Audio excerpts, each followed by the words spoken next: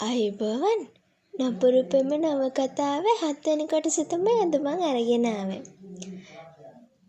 ඉතින් කතාව කියවලා හොරෙන් යන්නේ නැතුව අනිවාර්යෙන්ම කමෙන්ට් එකක් තියාගෙන යන්න කියලා කියන ගමන්ම අපි යන්කෝ කතාව පැත්තට. හිස මතින් උසලා ගැනීමට නොහැකි රිදුමක් දැනෙද්දී ඇය නෙත් මිරිකා කෙඳිරිට නගමින් අපහසුවෙන් ඔසවාගත් දෑත ගෙන ගියේ හිසටය. වෛද්‍යවරයා එව පරීක්ෂා කර පිටව ගියේ තවත් පරීක්ෂණ කිහිපයකටම සෙත් නිවලිය අවසන් විය. සාලිය හා රිද්ම වෛද්‍යවරයා හා කතාවට වැටෙද්දී රන්දිමා දියණියගේ නරලත සිපගත්තේ කඳුළු පිරිවතින්මය. සෙත්මිගේ ඇහිතටු ගැහුණේ එකවරම එළියට හුරුවීමට දැනෙන අපහසුකමත් සමගය.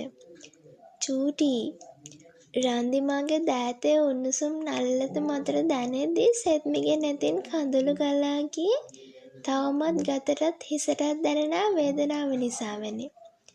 සාලිය වෛද්‍යවරයා හා පිටතට පැමිණෙද්දී මිහිර ඔහු වෙත ආවේ මින්දුනුවත් ඇදගෙනය. ඔහුට තවත් සිය දියණිය රජයේ රෝහලක තබා ගැනීමට අවැසි නොවුණේය. ප්ලීස් රිද්ම මට එකපාරක් චූටිව බලන්න දීපන්. මෙතරම් වෙලා හිමංස නිහඬ බව රැක්කේ රෝහල තුළ දරුණු වී ඇයට තවත් කරදර දැමීමට අකමැත්තෙන්ය. ඇය අසලට යාමට සාලියගෙන් ඉඩක් නොලැබෙද්දී ඔහු රිද්ම වෙත ලං වූයේ එලෙස පවසා වුවද සාලිය රිද්මගේ ප්‍රතිචාර නොතකා ඔහු ඉදිරියට ආවේය. මගේ දරුවට උඹ මේ කරපු හරිය හොඳටම ඇති. කොහොමත් උඹට මගේ දරුවව මන් දෙන්නේ නෑ. තවත් උඹ මේ ගැන බලාපොරොත්තු තියාගන්න එකෙන් කිසිම වැඩක් වෙන එකක් නෑ. ලාලනීගේ සාලියගේ කෝපාන්විත මූණදුටු මතම හිමංස බදාගෙන සිටියේ ඔහු පුතුට නැවත පහර දේ යන බියටය. දයාල් කිසිවක් නොපවසා ඉවතුරු වී සිටියේ වැරැද්ද තම පුතු හිමංසගේ අත බව වටහාගෙනය.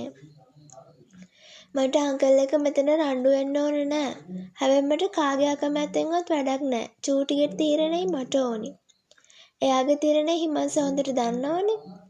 එයාගේ තීරණය නෙමෙයි ඔයාලගේ තීරණය. මම මෙතනින් එක අඩියක්වත් තියන්නේ නෑ චූටිව බලන්නේ නැතුව. කමක් නෑ හිමංසට කැමති දවසක් මේ හොස්පිටල් එකට වෙලා ඉන්න පුළුවන්. මොකද මං තව එක පැයක්වත් මේ හොස්පිටල් එකේ මගේ දරුවා තියන්නේ නෑ.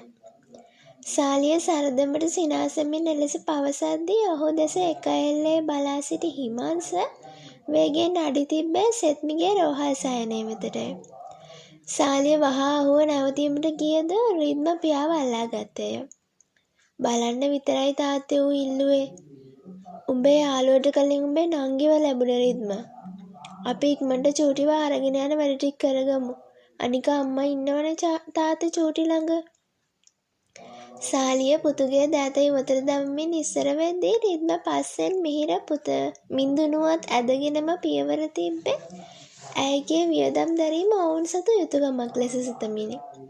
රන්දිමාගේ නෙත් ඉගැස්සුනේ රෝහල් කාමරය වෙත පිවිසි රුව දුටුවනමය. ඔහු පිටුපස සිටියේ ලාලනීය. හිසින් දැනෙනා වේදනාවට ඇය හඬන්නට ගත් නිසාම සිහිය ආවද ඇයද හෙට හෙදිය නින්ද යාමට බෙහෙත් දුන්නේ වෛද්‍යවරයාගේ නියමය මතය. නිහඬව ඇය අසලට ලං වූ හිමංස සුදු පැහැති වැලුම් මත දිගු අතැඟිලි තැබුවේ දැනෙන නොදැනෙන තරමටය. රෝස පැහැයට හැරී ගිය කුඩා තැලුමක් තිබෙන කම්මුල මත ඔහු රළු ඇඟිලි තුඩු රැගෙන ආවේ වෙළුම මත සිටය. ඇයට ගතින් මෙන්ම සිතින්ද සියලු රිදවීම් තමා නිසාය. ඔහුට බැනවදීමට රන්දිමාගේ එකතු වූ සිතුවිලි විසිර ගියේ ඒ දෙනෙත් මත වූ කඳුළු පටලය දුටුවනමය. ඔහු සීරුවට පහත් වී ඇගේ කකුල් මත දෙතොල් තද කරේ පිරිමි සිතේ වේදනාව දෙනතින් දිය වී රෝහල් සයනය මත සැඟවෙද්දිය. රන්දිමා වීදුරු කවුලෙන් එපිටට දෙනෙත් ගෙන ගියේ දැස බොඳ වී ඒ සිතුවම පෙනෙන්නට උබැවිනි. හිමංස දෙනෙත් තවත් වරක් ඒ වත මත තබා පිටව ගියේය.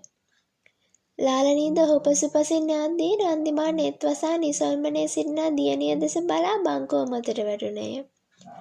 සාලිය විජයරත්න වෛද්‍යවරයා සමග සියල්ල කතා කරගන්නා තෙක් රිද්ම අසලටම වී මිහිර හා මින්දුනු සිටියේ ඔවුන් අතර වන සංවාදයේ නිහඬ වතින්ම අසාගෙනය. මින්දුනු ගෙවනා තප්පරයක් ගානේ ඌව තවමත් පෙරමෙන් කෝපගත්තේ සෙත්මි සමගින්. සියල්ලටම මුල ඇගේ නොසැලකිලිමත් ක්‍රියාවය. මේකිටත් හැපෙන්න හුනේ අපේ වාහනේම විතරයි. යටිතොල දැසන්නතරට සිරකර අහෝ සිතුවේ ඉවත බලාගෙනය.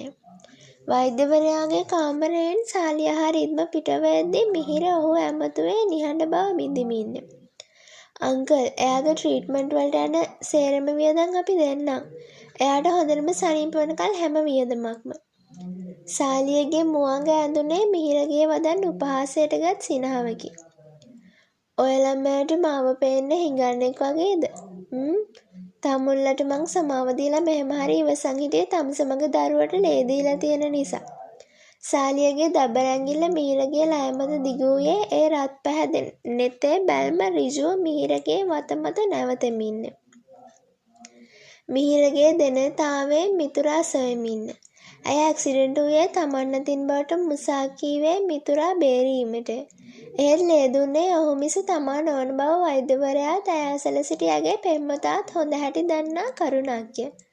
අංකල්, මින්දුණු මිතුරා නවතා ඔහුව ඉවතට කර සාලිය විජයරත්න ඉදිරියට ආවේය. වැරැද්ද තමාගේ පස නොව තම දියණියගේ අත බව ඔහුට පහදා දිය යුතුය. මේකයි මිස්ටර් විජයරත්න. අපිට ඔයාගේ දුව ඇක්සිඩන්ට් වෙච්ච වෙලාවේ එයා හොස්පිටල් අරන් එන්නේ නැතුව මාරු වෙලා යන්න තිබ්බා. මොකද වැරද්ද ඔයාගේ දුවගේ අතේ මිසක් අපේ අතේ නෙමෙයි කියන එක එයා ඒ ළඟ හිටපු එයාගේ බොයිෆ්‍රෙන්ඩ් උනත් දන්නවා. ඒත් එහෙමයි කියලා අපි මිස්ටර් විජයරත්නගේ දුවව පාරෙන් මැරෙන්න වැටලා දාලා යන්න තරම් සත්තු උනේ නැහැ. මගේ දරුවා හප්පලා තව කියවන්නත් වෙනවද මිනිහෝ? මිට මොලවාගත් දෑත සාලිය ඔසවා ගත්තේ මිහිඳුනට පහර දීමටය. රිද්ම ඔහු නවතන්නට පෙර සාලියගේ දෑත මින්දුණු අල්ලාගත්තේ ඉහළට එසවූ අන්දමටය. දුව සනීප වුණාම මිස්ටර් විජයරත්න වෙච්ච දේ දුවගෙන් අහලා දැනගන්න. හැබැයි ඔයාගේ දුව අපි වැරදි කියනවා නම් යාළුවා නැතත් මං ලෑස්ති ඕන වෙලාවක හිරේ යන්න. තව දෙයක්. පදික වේදිකාව තියෙන්නේ පාර මැද නෙමෙයි පාර අයිනේ කියලාත් මිස්ටර් විජයරත්නගේ දුවට මතක ඇතුව කියලා දෙන්න.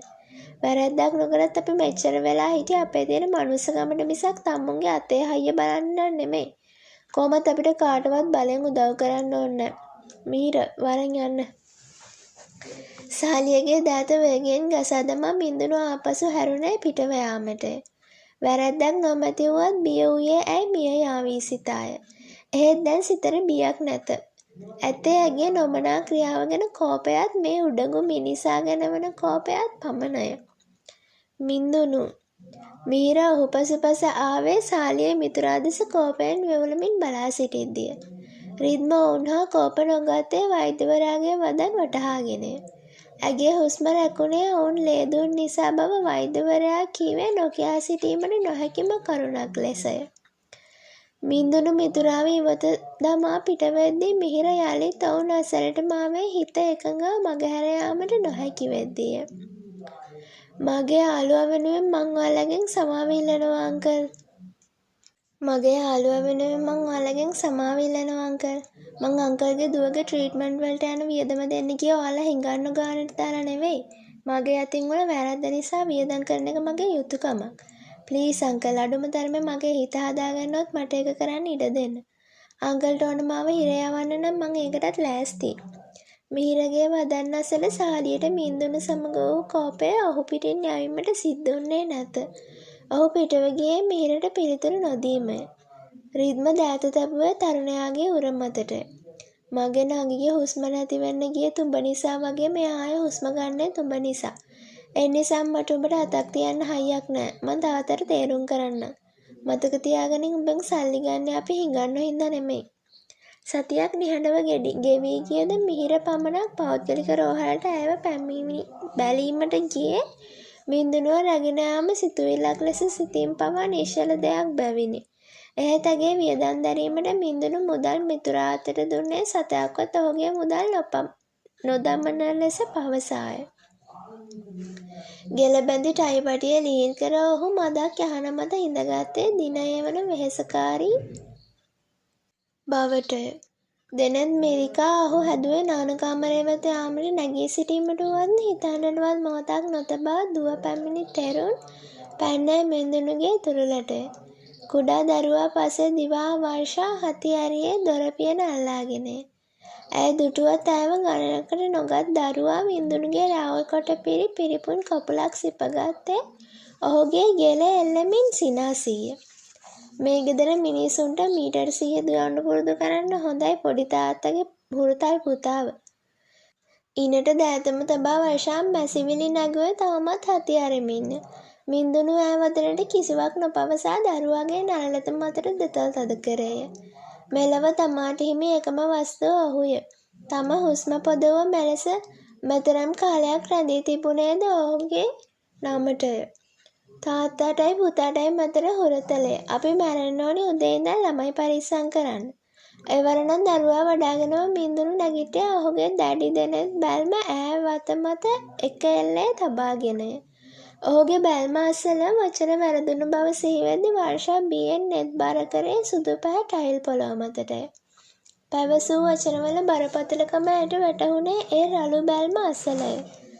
සොරි පොඩි අයියා ඇත්තමයි මං මිහිර කාමරයේ දොර අසල නැවතුනේ වර්ෂා දොර අවහිර කරගෙන සිටිනා නිසාවෙනි.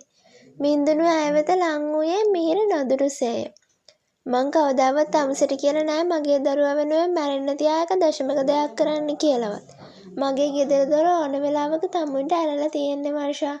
මෙහෙට රිංගපු තාලෙට මා යන්නත් පුළුවන්. වර්ෂා වෙවුලන මුවින් නිහඬව හැරුණත් ඈ මිහිර දුටුවනම ඉදිරියට ගත් පය පස්සට ගත්තේ ගැස්සී යමින්ය. මිහිර කෝපයෙන් මිතුරා දෙස බලා කාමරයට ඇතුළු වූයේ වර්ෂා අතකින් මුව වසා පිටව යද්දී. ඇය පිටව ගිය ගමන් මින්දුනුගේ ගැල බදාගත් දරුවා මුව මත වූ සිනාවෙන්ම ඔහුගේ කොපුල් එක දිගටම සිපගත්තේ මින්දුනුගේ ක්‍රියාව අනුමත කරාක් මෙන්. කවදාවත් කුඩා තරුණ වර්ෂා එතරම් ප්‍රියායක නොවුනේය. අනේ ඇත්තට උඹ මේ පොඩි එකාවත් හදලා ගත්තනේ මින්දුනු උඹේ තාලෙටම. මං තාම දාඩිය පිටින් තෙරුණ පොඩ්ඩක් බලාගනින්. මං ඉක්මනට වොෂ් එකක් දාන් එන්නම්. මින්දුනු කියන පරක්කුවට ඔහු අත උන් දරුවා මිහිරගේ දෝතට පැන්නේය. මිහිර ඔහුව වටයක් කරකවා වඩාගත්තේ වත මත ඇඳි සිනාවෙන්ය.